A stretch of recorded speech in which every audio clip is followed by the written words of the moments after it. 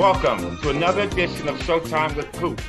Insightful BS by my Laker teammates and NBA legends, and we got the probably the tallest legend that's ever been on here. Welcome, Ralph Sampson. How are you, sir? Hey man, no, only Mark, maybe Mark, not Mark Eaton, but probably Manu Bol would be the tallest he deceased. So I'm definitely your tallest. I'm well, let's definitely put your living, for sure. the living legend that's still alive. Yeah, Here exactly. with us, What's going on? How are you? I am wonderful, Ralph. Thank you, first of all, for agreeing to do this, man. I appreciate it. I always enjoy talking to you. Got a chance to see you, what was that, 2 weeks ago in Chicago. And Ralph, you know what? You're one of my favorite people, man. I mean, I came, I found you, and I just had to, rub your head a little bit. So it's all good. Now we built a relationship on the court, but off the court as well. So it's been always good to see you. When I say Michael Cooper's in the building, I got to find you. It's all good. Yeah, okay, Ralph. Yeah, I'm usually the darkest, skinniest guy there. That's you got me by a shade or two, but I'm taller than you. So we both in that dark category. So it's good. Ralph, let's get started real quick. Thank you for the time you've given us. What was it like growing up for you, always being tall? I was 6'7" in the 9th grade. Wow. And I didn't like basketball. No. I pitched. You was a baseball player. My mother played softball, my uncle played baseball, and I pitched. So I grew my sidearm, start hitting batters. You threw so they said you're throwing too hard. You're throwing too hard. So we're gonna move you to first base. And I moved to first base, and I was so tall that they would throw the ball, and I would catch it with my ungloved hand. My mom said, "Look, dude, I'm gonna break your freaking hand." So they moved me to left field. I'm like, ain't no way I'm gonna wait out here and catch a ball. Only because basketball in my hometown, we can only score 16 points a game on an 8-foot basket. I'm already 6'2". I mean, wow. That doesn't work. So I'm getting all the rebounds in the first quarter. I got 16 points. All I got to do is catch. That was boring. So after going to outfield, I just stuck to basketball at that point in time, and after grew every year. But baseball was my first love. Basketball came, and then I got pretty good at it and worked at it at that point in time. But it was fun to be tall in this neighborhood, and then also every year what shoe size. Because how you go back to school, and they say, well, how tall you are this year? And what's your shoe size? So my shoe size was 17, and every year will be another shoe size. I'm like, okay, great. But it was fun. We enjoyed it, and the community embraced it as well. And the best part about it, my mother was an accountant at a pants factory. So we got all my clothes made at the pants factory. I couldn't find shoes, but I could find pants. So that's a good thing for you, because I always was giving me hand-me-downs. I didn't start growing until I was like in the 11th or 12th grade is when I started getting my height. Back then. And I always remember, Ralph, is that, I come from a pretty large, well, my immediate family is my mom and my brother, but I grew up with my grandmother. She had 10 kids, and they had kids. Okay. So I grew up in a family of like 15.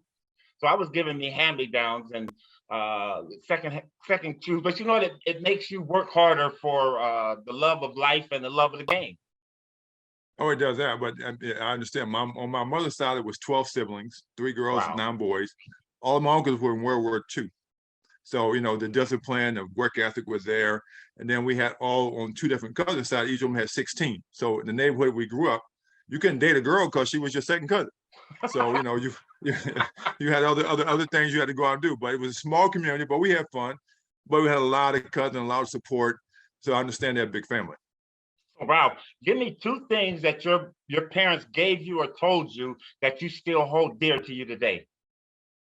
Oh, wow. Work ethic is one. You see a picture in the back. That's my father. He just passed away about 2 months ago. He worked till he was 80 years old. Wow. And then 10 years before that, he had lung cancer, prostate, got him fixed, and they had no medication, no nothing. So, and my dad still worked. He took chemo, he took, radiation, and only missed 2 days of work during this 8, 9, 10 weeks process, right? Yeah. And I was with him every day. So I saw that. I said, man, because I told him, years ago, got anybody to do, you can quit working. You got to work. And he said, look, I worked all this long. And if I don't work, I got to find something to do. So I might well work. But they gave him a cushy job at the city and didn't work too hard. And I realized that, and it kept him alive. So I saw that in him at an early age. I saw it in my mom at an early age. But that they instilled it. I mean, you had to get up at 5 o'clock in the morning and go work on the farm and bale hay, and stuff like that. So the work ethic was there. So I think work ethic showed me one, and then the respect of the community. We had my dad's service. We had about 150 cards about 200 flowers delivered to my mom and dad's house.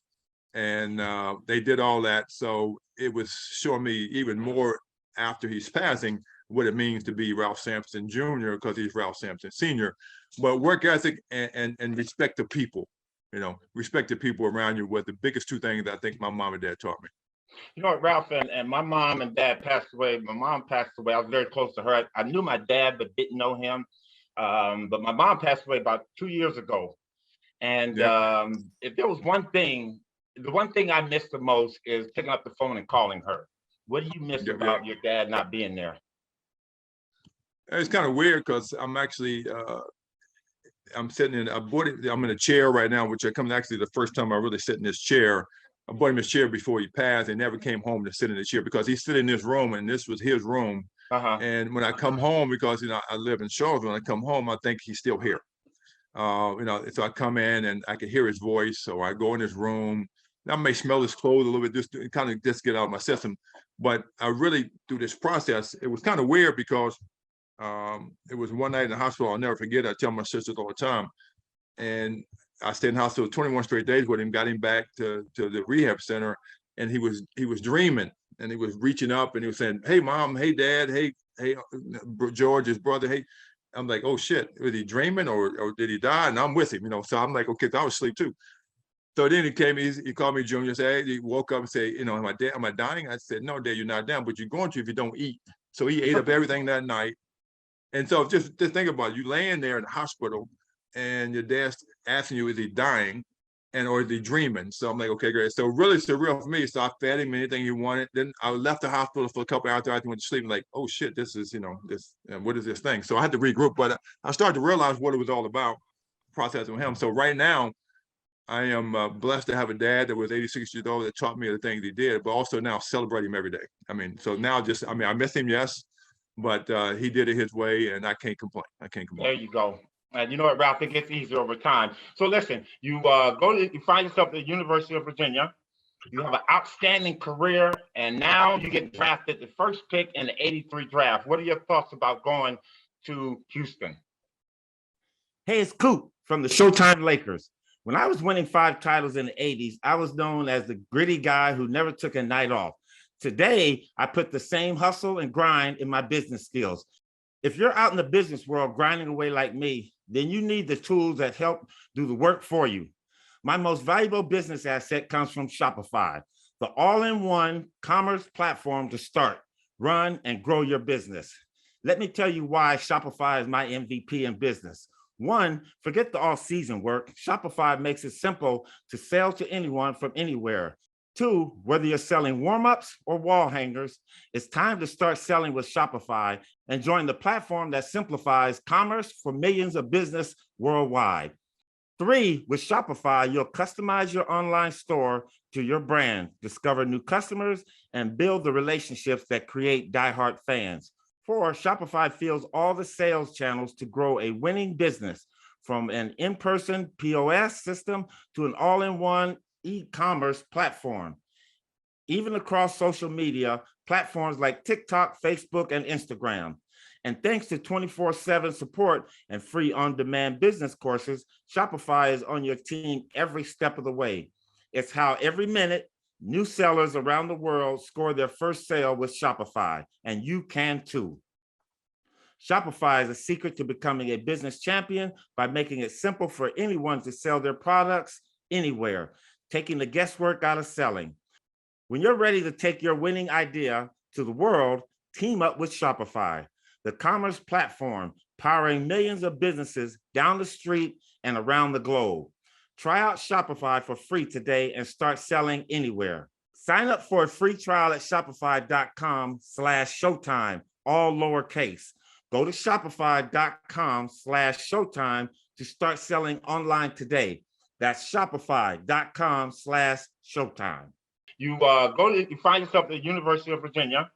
You have an outstanding career, and now you get drafted the first pick in the '83 draft. What are your thoughts about going to Houston?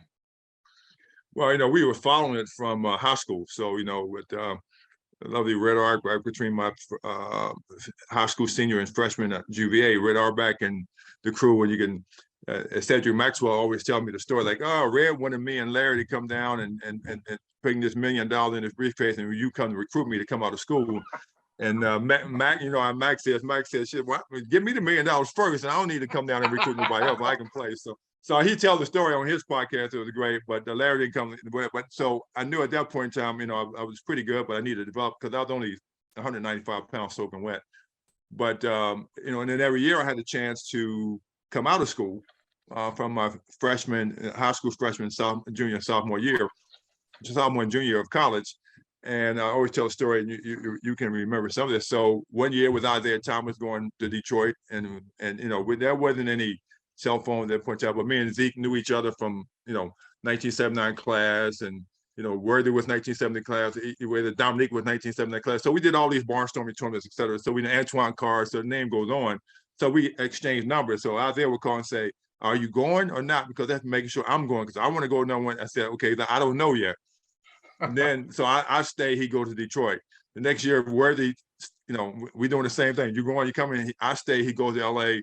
Then obviously I come on my senior year because I had a coin flip. Now I told Magic one time, I said, look, if I'd known for sure what I know now about the NBA, I'd have damn sure came out and played with you, Kareem, and Worthy might not have been there, but I'd have played with y'all for sure, because that was my love. Because Bus and Magic, like, let's trade for you. I said, y'all trade, I'm in. But it was fun. We knew we was gonna be number one, but I had to work my tail off every year and want to realize I can graduate, and two, get my body ready for the, the league back in that day was, you can't bring none down through the middle. You get hammered and killed, and you can do all that. 7'4", 200 pounds wasn't gonna cut it. Ralph, you know what? Just a couple of your accolades, man. You're a 4-time All-Star. You were MVP of the '85 All-Star Game. You were Rookie of the Year in '84, 3-time National Player of the Year, 3-time ACC Player of the Year. With all that on your shoulders, did you feel that weight coming into the NBA? Not at all. And that stems from my mom and dad. If you wake up every day and just make your bed and be successful that day, and you can achieve those type of things, then it's why I never played to be All-Star MVP. I never played to be 3-time College Player of the Year. I played to win. And in most games, I can tell you in the game that we played against you guys sometimes how many turnovers I had instead of how many points. So I always played to be good at that and not worry about the accolade at that point in time. And it wasn't anything heavy on the shoulders at all. This was ironically December 11th. A couple of days ago was the 40th anniversary of Virginia playing Georgetown with Patrick Ewing. They called me about this article. What I said, it's a game. Okay, great. You call it a game of the decade. Okay, great. You compare to Luau Center and Elvin. Okay, whatever y'all want to compare it to. The school made all the money, and we got all the beat up. We got beat up the whole game, so it's all good. So I just tell me the real deal. But I could care less about those accolades. I love them. I'm sitting in my parents' house with all the 3-time College Player of the Year trophies. I gave it to them. There's not one trophy or picture of me of basketball in my house. You're listening to Showtime with Coop. We got the one and only Ralph Sampson in the house. Ralph, we're at the point of the show where I got a Coop's lightning round. I'm going to give you 5 names. You tell me about as much or a little bit about that person, okay? You got it. Bill Fitch. Captain Video. Captain Video. He had these 8-track tapes. When I got to Houston, Coop, he would make me sit down right beside the Summit, now in Joel Osteen's church, and put me up there and let me see Bird, Parrish, and McHale videos. Like, this is what we do. I said, man, why? Why do I need to look at them? Okay. But anyway, he wanted me to understand offense, but we called him Captain Video. You sound like Pat Riley. Akeem Olajuwon. I don't know what you can say about the Dream, but he was a nightmare for a lot of folks. One of the best teammates I've ever had. Even today, he comes to those shows that we attended, and we'll see each other, hug each other, and I'll say, "You the best ever." He said, "No, you the best ever." Like, okay, come on, Dream, come on. You went 3 times, you got 2 championships, and you gave people the blues like Shaq and David Robinson. Don't want to see Dream even today because they still having nightmares. Larry Bird. And you know this because you played Larry. You had to play him as well. I think Larry, tenacious, motivated, and cocky. We had Robert Reed, and Robert Reed would try to beat Larry to the gym every game we played. And you couldn't do it because he was at the game early. He slept in the gym, basically. He worked out before and came back because he couldn't jump, but he was smart. He could shoot, and he was savvy. And everybody say, can Larry play in today's game? He could because he could shoot the basketball, but he would still kill people because he couldn't dribble, but he played. But one of the best ever to play the game, obviously. But I'll still have memories of Robert trying to go. I'm going to the game early, and I'm trying to beat Larry to the game so we can disrupt the strategy. He get there, and Larry be already sweating and in the gym doing his thing, and you couldn't get in anyway, and especially in the old garden. But it's all good. Exactly. Kareem Abdul-Jabbar. Well, you got that picture behind you. So I've been knowing Kareem for a long, long time. And my first experience with Kareem when I came and got my first Wooden Award, and he brought me to his house, and he had a game the next night, whatever. So we go back there and we talked about it for that standpoint. But I also met him, the Lakers and Virginia. They drove me to DC. I had breakfast with him one day.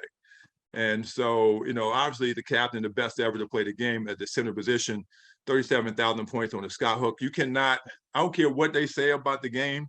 And LeBron is great. I love LeBron. I love his work ethic. He's very special in this area.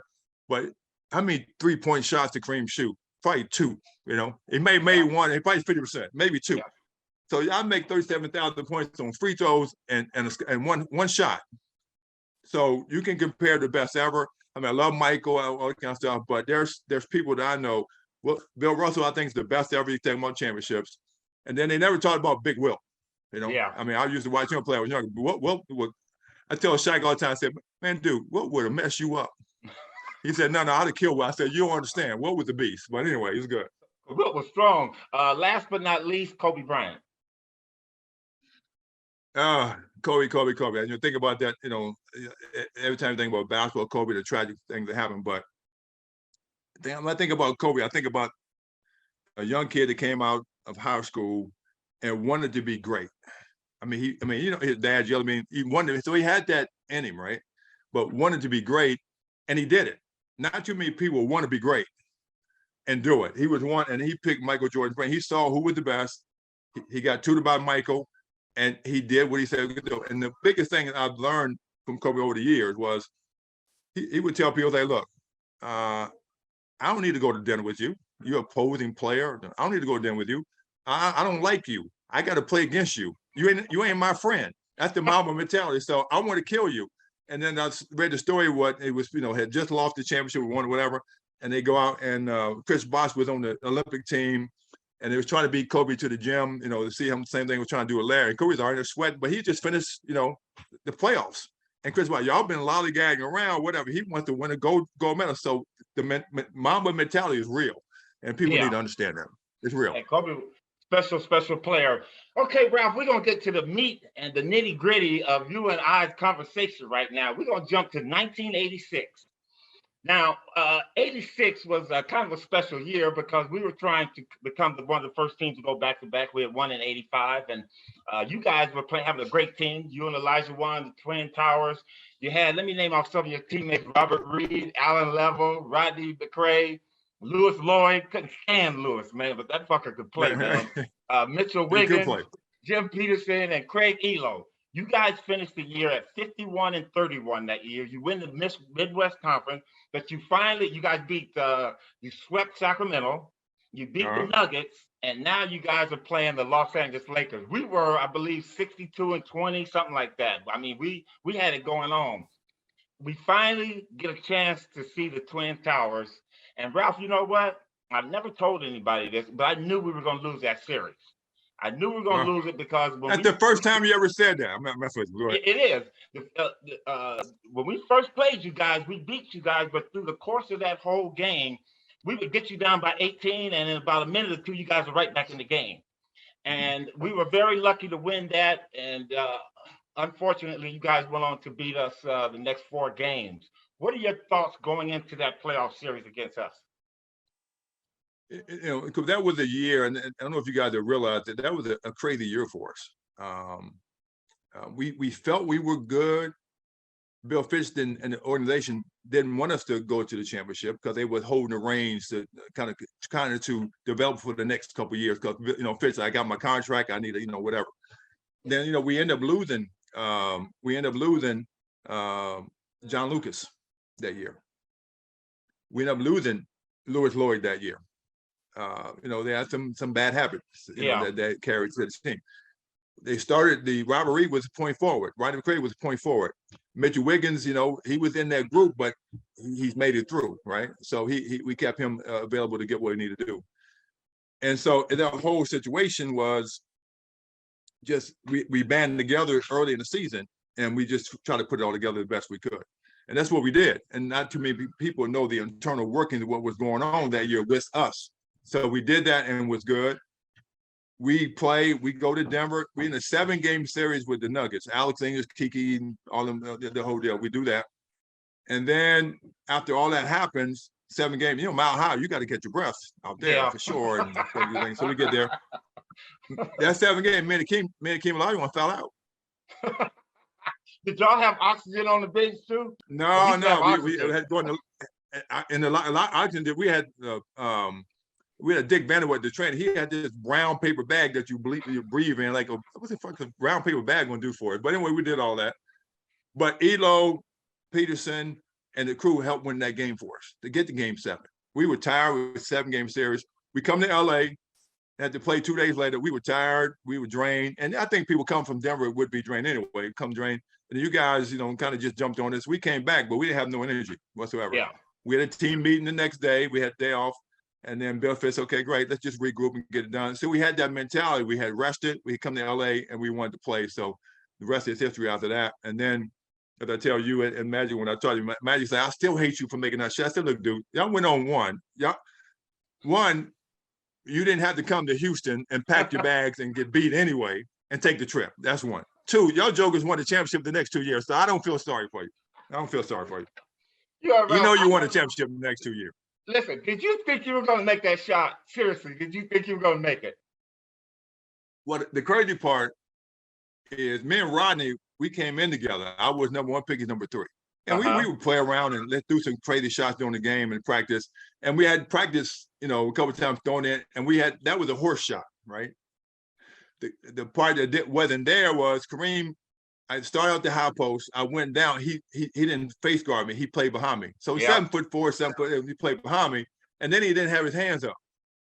But I knew where I was at on the court, and Rodney gave the pass. So it wasn't my shot. Rodney said it was his pass. So we got the luck. We got the luck of the bounce, and you always try to practice those shots. But that night the luck was on our side. So we did it, and we didn't have to go back to Houston where you had to come back and get beat anyway. So it was all good. Well, you know what? When that shot left your hand, because the iconic picture of me falling out up under the basket. That was I just when it left your hand, because I was right up under the basket. I said, "This is going in. This fucker is making this shot, man." And it went in, and so you guys beat us. Now you head to Boston. What are you guys' what's your mindset going there? Well, mindset was, after the game, you got the meet or whatever, but then you got also short. They sitting up there waiting on us. They had already their series already. And so we got to regroup very quick. We got to get to Houston, got the hoopla and all that kind of stuff you got to deal with on the cover of the sports page, whatever. Then you got to regroup and go to Boston. And nobody's ready for that Boston crowd ever, that first game there when they're trying to win a championship, right? Isn't that amazing, that crowd? Isn't that at the old Boston? They were off the chart. They were off the chart. So the crowd is amazing. The city's, and you got to watch where you're going all the time because they so Celtic in love, right? Back in those days, for sure, they Celtic in love, especially in the Garden. It was crazy. So Fish kind of warned us what's going to happen. This and that, and we go, and they beat us pretty good the first game because we wasn't quite ready for that. Ralph, listen to Ralph. So we got Ralph Sampson here. Ralph, a couple more questions. I know you're a busy man, and I want to thank you for the time you have. What's your thoughts on the NBA today? Well, one of the things I will go back about Boston is we talked to Maxwell. So I had an altercation in Houston in Game 5. But I had a fight with Danny Ainge and Jerry Season because they were two little dirty drunk. 86. Yeah, championship. They would come around, and they come around. They would hit you in private parts a little bit, whatever. And I had 15 points and 10 rebounds in the first quarter, so I was rolling. I said, "You're gonna beat us. You're gonna beat us in Boston. You ain't gonna beat us at home." Yeah. So I'm playing pretty well. A fight breaks out. So you see DJ got arrested. So and Keem trying to hit him in the head, and they take. So that was my two sisters on the end of the court. So that was the fun part. And then I go to Boston and I get all these threats. And I didn't realize it until even Maxwell helped me get through this later on. It's okay, great. So they hung me in effigy on top of the Boston Garden with a noose and all this kind of stuff at that point in time. And you can see, I got pictures of it and you can see it. And so they made them take it down. So that was a memory as well in my mind as well. But then going to Boston after that, and then the NBA today is that, and I'm sure you was what, everybody said, could they play with us? Could we play with them? Well, we damn sure could play with these guys today. For sure. I mean, it'd be no issue. Who plays defense like Michael Cooper? Not one person I can name in the NBA. Yeah. I can't name one off the top of my head.